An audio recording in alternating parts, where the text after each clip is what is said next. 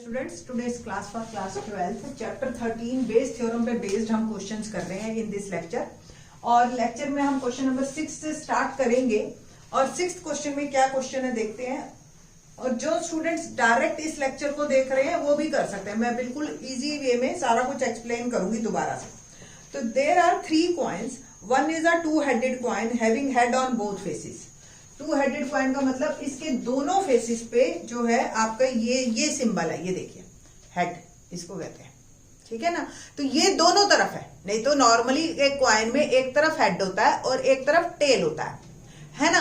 But इसमें सिर्फ दोनों साइड पे ही हेड है। तो अगर एक मूवी में ही मैंने देखा था, शोले मूवी में लास्ट का सीन है, अमिताभ बच्चन के पास 2-headed कॉइन निकलता है, ठीक है। तो ये जो है आपके ये, और अगर 1 रुपी कॉइन में आपने देखना है तो ये हेड है आपका और ये टेल है, ठीक है। तो ये जो है आपके 2-headed coin and another is biased coin. ये वाला कॉइन बाइस्ड है। बाइस्ड का मतलब इसमें जो है हेड ज्यादा टाइम आता है। नॉर्मली कोई भी कॉइन को उछाला जाए तो आधे टाइम हेड और आधे टाइम टेल है, बट इस कॉइन में 75% नहीं दे रखा कि 75% ऑफ टाइम जो है हेड्स आता है। और ये दूसरा अनबाइस्ड है। अनबाइस्ड का मतलब जो बिल्कुल नॉर्मल कॉइन है, जो आप देखते हो कि एक कॉइन को उछाला जाए तो हेड और टेल आने के इक्वल प्रोबेबिलिटी है, इक्वली लाइकली, ठीक है जी। तो ये क्वेश्चन है हमारा। 3 तरह के कॉइन हमें दे रखे हैं। 1 of the 3 coin is chosen at random and tossed. इन तीनों में से पहले रेंडमली, मुझे नहीं पता कौन सा है, मेरे को तो आंख बंद करके एक उठाया कॉइन और उसको टॉस किया, तो और क्या आया, हेड आया, ठीक है। तो क्या प्रोबेबिलिटी है, it was the 2-headed coin. तो मैंने आपको बताया था कि क्वेश्चन जब भी आप पढ़ें, जो लास्ट लाइन है जिसकी प्रोबेबिलिटी निकालनी है वो आपको E1, E2, E3 बताते हैं। यहाँ 3 है तो E1, E2, E3 हमें 2-headed कॉइन की निकालनी है। तो आपने E1 को आप 2-headed कॉइन ले लिया, एज्यूम किया कि E1 इवेंट 2-headed कॉइन। दूसरा बायस्ड कॉइन जो कि हमारा 75% हेड देता है, और तीसरा अनबायस्ड कॉइन है। ये 3 तरह के मेरे पास कॉइन्स हैं, ठीक है। Probability of E1, normal question 10th का कि ये आप ऐसे सोचो, कुछ मत सोचो, बाकी ये सोचो 3 तरह के कॉइन है, एक को चूज करने की क्या प्रोबेबिलिटी है, तो 1/3। ऐसे ही probability of E2 that is also 1/3। इन तीनों में से इसको चूज करने की क्या probability, and probability of E3 that is also 1/3, ठीक है जी। ये आ गई आपकी E1, E2, E3। अब आपको कंडीशन पे देखना है। क्वेश्चन पढ़िए, कंडीशन क्या है कि एक कॉइन टॉस किया, इट शोज हेड, तो ए जो है आपका वो आया हेड, हेड कम्स अप, ठीक है। अब ये क्वेश्चन आपका, ये तो आपका गिवन हो गया। अब सबसे पहले आपने ये सोचना है कि प्रोबेबिलिटी अभी हमने ए की निकालनी है, ये बात समझो आप। सबसे पहले प्रोबेबिलिटी आपको ए की निकालनी है। व्हाट डज इट मीन्स कि आपको प्रोबेबिलिटी ऑफ ए निकालनी है, टोटल प्रोबेबिलिटी थ्योरम जो हमने करवाई थी। तो A/E1 क्या मतलब कि क्या प्रोबेबिलिटी है हेड आने की जब E1 कॉइन को चूज किया जाए। तो ये बिल्कुल 10th का क्वेश्चन है आपका कि आपने ये क्वेश्चन चूज, भाई अगर मैं 2-head कॉइन को चूज करूं तो हेड आने की क्या प्रोबेबिलिटी है, दोनों तरफ हेड है, डेफिनेटली पूरी 100%, यानी कि 1, ठीक है। तो यहां पे आपने सिर्फ E1 कॉइन के बारे में ही सोचना है। 10th का क्वेश्चन कि एक ऐसा कॉइन जिसके दोनों तरफ हेड है, उसमें हेड आने की क्या प्रोबेबिलिटी, बस। सेम प्रोबेबिलिटी ऑफ A/E2 क्या मतलब हुआ कि जब हमने E2 कॉइन को चूज कर लिया है, ऑलरेडी करे बैठे हैं, ठीक है, हम कंफर्म है कि भाई मैंने पक्का मैं बीच वाला कॉइन ही चूज करूंगा, और उसके अंदर हेड आने की क्या चांसेस है, 75%। तो 75 और परसेंट का मैंने लगा दिया 100 नीचे, प्रोबेबिलिटी हो गई मेरी 3/4। नेक्स्ट प्रोबेबिलिटी ऑफ A/E3 कि जब अनबाइस्ड कॉइन लिया, नॉर्मल जैसे क्वेश्चन आप आज तक करते आ रहे हो कि एक कॉइन उछाला, बताओ जी क्या प्रोबेबिलिटी है हेड आने की, 1/2, ठीक है। अब क्वेश्चन पढ़ेंगे हम कि प्रोबेबिलिटी एक्चुअल में हमें ये निकालनी है कि हेड तो आ गया, कंफर्म है ये मेरे पास कि हेड आया हुआ है। तो इट मींस जो हेड है वो तो बेटा बन गया कंडीशन, हेड तो आया हुआ है। निकालने किसकी है कि पक्का उसने 2 हेडेड कॉइन ही चूज किया होगा, ठीक है। तो प्रोबेबिलिटी ऑफ E1 बाय ए, तो जैसे प्रोबेबिलिटी हम करते हैं नीचे तो टोटल कि हेड आना है ना, प्रोबेबिलिटी ऑफ ए, तो ये प्रोबेबिलिटी ऑफ ए, ये तीनों का सम।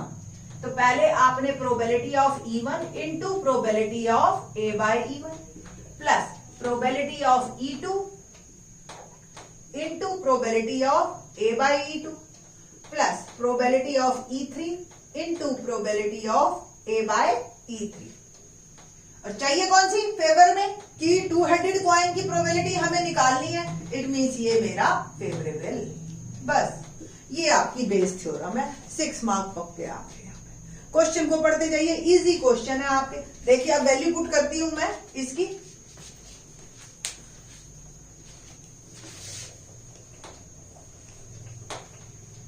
तो probability of E1 1/3, A by E1 1 upon में ये तो सेम ही है, plus E2 1/3, A by E2 3/1 plus E3 1/3 into A by 3 1/3। Simple, ठीक।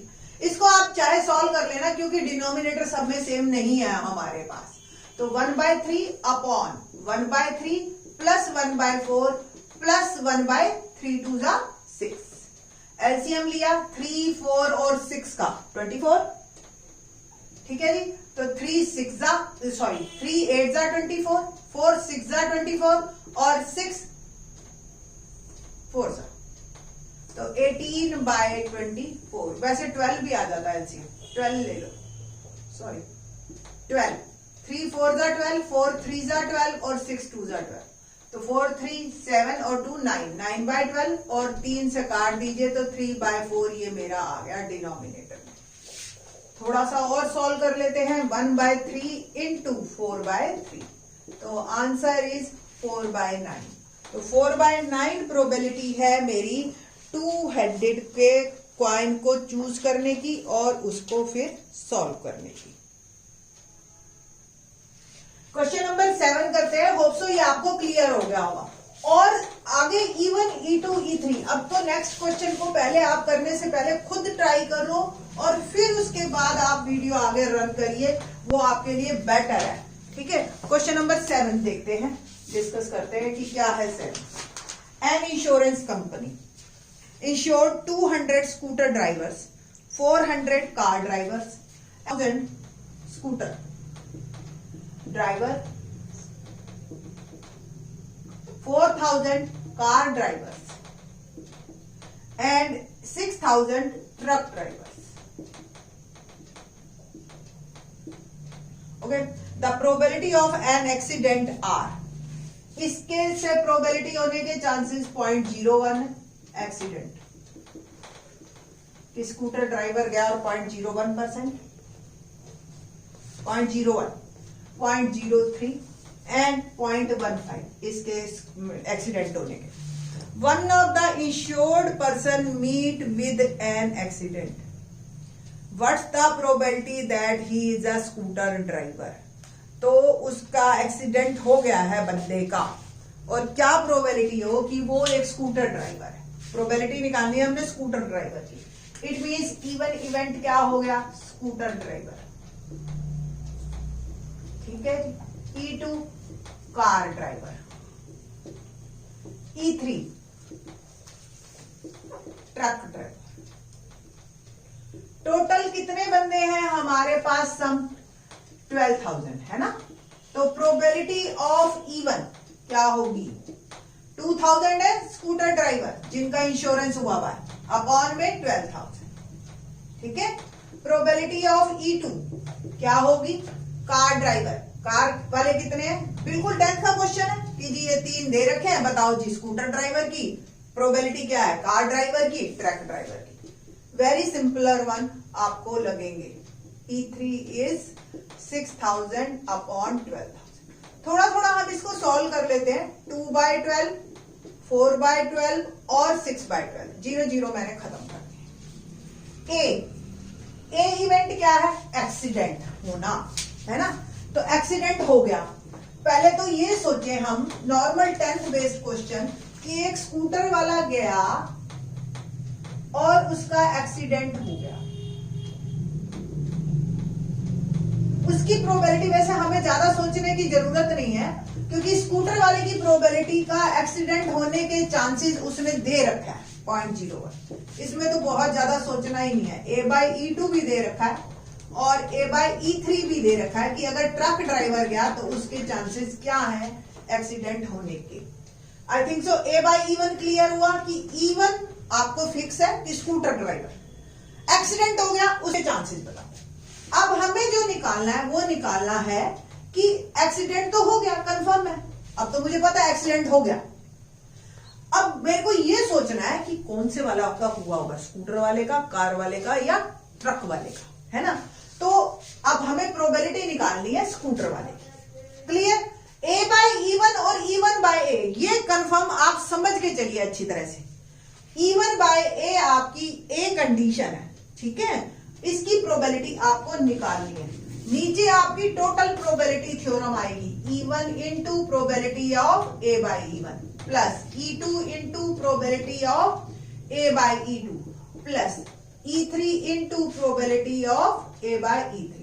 और हमें फेवर में क्या चाहिए कि भाई स्कूटर वाले का एक्सीडेंट हुआ हो, ठीक है, ये फेवर में है।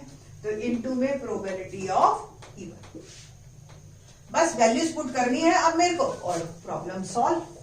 क्या कैसे करेंगे जी? अब प्रोबेबिलिटी ऑफ E1 बाय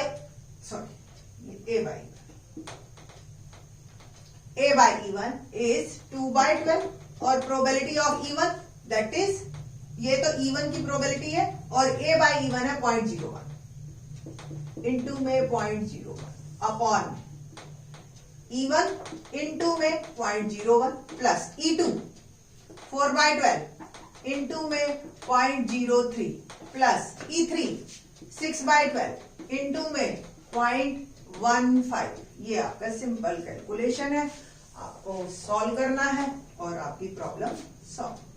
देखिए जी, डेसिमल हटाइए सबके, 100 लगाया मैंने। अब सबके डिनोमिनेटर में अगर मैं देखूं तो 1200 आ रहा है।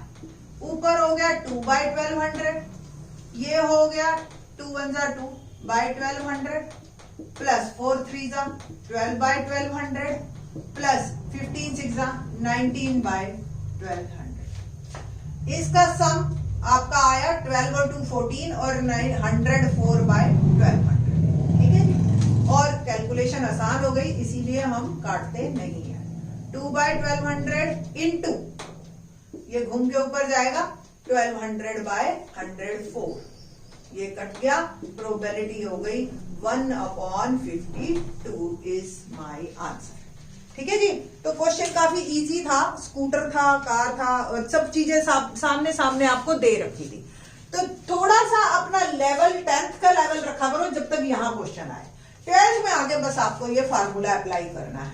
अगर आप और अच्छी तरह से समझना है तो फर्स्ट टोटल प्रोबेबिलिटी थ्योरम वाली जो लेक्चर है ना, वो जरूर आप देखो, उससे आपको और ज्यादा क्लियर हो जाएगा। बेस थ्योरम एक्चुअली चलती है टोटल प्रोबेबिलिटी थ्योरम पे, ठीक है। तो टोटल प्रोबेबिलिटी थ्योरम को इग्नोर मत करो, तो आपको क्वेश्चन जल्दी समझ आएगा। क्वेश्चन नंबर 8 देखते हैं, क्या है question number 8। A factory has 2 machines A and B. Post record shows that machine A produced, एक फैक्ट्री में 2 टाइप की मशीन है, A और B। पोस्ट रिकॉर्ड्स यानी कि पुराने रिकॉर्ड शोज कर रहे हैं कि machine A produce 60% of items of output and machine B 40%। A 60% output देती है और बी सिर्फ 40% ही आउटपुट देती है। Further 2% of the item produced by machine A and 1% produced by machine B were defective. इसमें से प्रोड्यूस किए हुए 2% डिफेक्ट हो जाते हैं, इसका 1% डिफेक्ट हो जाता है। All the items are put into one stock pile, एक ही जगह इकट्ठा रख दिया, और then one item is chosen. अब एक आइटम हमें नहीं पता ए से प्रोड्यूस हुआ है या वो बी से हुआ, and is found to be defective, और वो डिफेक्टिव आ गया। क्या प्रोबेबिलिटी होगी कि वो मशीन बी से प्रोड्यूस हुआ हो, ये क्वेश्चन है हमारे पास। ओके, तो मैंने आपको बताया कि जो भी आपका है जो जिसकी प्रोबेबिलिटी निकाली है, मशीन बी की निकाली है, यानी कि ए और बी आपके इवन इवेंट, इवन is machine A, E2 is machine B. Now अब हमें निकालनी है प्रोबेबिलिटी ऑफ E1 और प्रोबेबिलिटी ऑफ E2। तो प्रोबेबिलिटी ऑफ E1 ये हमें दे रखा है कि 60% जो है आइटम आपके मशीन ए से आ रहे हैं। तो मशीन ए के आइटम चूज, भाई आइटम ए से आने के चांसेस जो है 60/100 या आप 6/10। प्रोबेबिलिटी ऑफ E2 40/100 या 4/10। बहुत ज्यादा कट नहीं कर रही मैं, ऐसे ही रख रही हूं। ए इवेंट क्या है? डिफेक्टिव आइटम है ना, डिफेक्टिव आइटम। तो probability of A by E1 की आइटम हमें पता है ए मशीन से आया है, अभी अलग अलग स्टॉक पड़ा है, ए का अलग पड़ा है, बी का अलग पड़ा है, ठीक है। अब उसमें से एक आइटम चूज किया, उसके डिफेक्टिव होने के कितने चांसेस है? थोड़ा सा इस क्वेश्चन के अंदर मशीन ए और मशीन बी, ए और ये ए कंफ्यूजन क्रिएट कर देगा। दैट्स वाई मैं जो है यहां पे नाम ले लेती हूं इसको, जो कंडीशन है, कंडीशन को हम डी से डिनोट कर देते हैं, डी से डिफेक्टिव, ठीक है। तो probability of D bye A1। अब यहां से आप मशीन ए में कंफ्यूज नहीं होंगे, ठीक है। जब क्वेश्चन में हमारे पास वही नोटेशन आ जाए तो बेटर है हम अपनी नोटेशन बदल लें। तो probability of D bye E1, यानी कि E1 से कोई हमें कंफर्म है कि E1 मशीन से आया है, E1 यानी कि मशीन ए से आया है आइटम और वो डिफेक्टिव है, तो इसके चांसेस उन्होंने हमें 2% दे रखे हैं, simple. And probability of D by E2, यानी कि मशीन बी से आए उसकी प्रोबेबिलिटी क्या होगी डिफेक्टिव होने की? 1/100। अब क्लियर है कि आइटम अब इकट्ठा हो गया सारा मामला और मेरे हाथ में जो आइटम है वो डिफेक्टिव है, मुझे ये क्लियर है। क्या प्रोबेबिलिटी है? अब मुझे ये नहीं पता कि ये ए मशीन से आया या बी मशीन से आया, तो मेरे को अब जो निकालना है डिफेक्टिव आइटम, मेरे को पता करना है कि भाई ए से आया है या बी से आया है, और मेरे को प्रोबेबिलिटी निकालनी है बी से आएगी, यानी कि E2/D। पहले तो टोटल नीचे E1 into probability of D by E1 plus probability of E2 into probability of D by E2। और फेवर में मेरे को चाहिए ये नीचे ये वाला, इसका मेरे को पता करना है कि कहीं मशीन बी से तो नहीं आया है ना। तो चेक करते हैं, E2 की प्रोबेबिलिटी 40/100 या 4/10 लिख देती हूं मैं, और D बाई E2 है 1/100 अपॉन में E1 6/10 और ये 2/100 प्लस 4/10 इंटू 1/100। तो प्रोबेबिलिटी हो गई ऊपर 4/1000, नीचे 12/1000 प्लस 4/1000, सम किया तो 16/1000, और आप निकालो 4/1000 इंटू 1000/16, कैंसल 4, तो 1/4 इज माई प्रोबेबिलिटी, ठीक है। तो इस तरीके से आपको चूज करने हैं और कंडीशन को निकालना है। जितने आप क्वेश्चन प्रैक्टिस करोगे उतना ही आपको मजा आएगा इन क्वेश्चंस को करने में, और 6 मार्क्स तो उतना ही कंफर्म होते हैं जा ही रहे हैं। Question number 9 onwards in the next lecture. Thanks.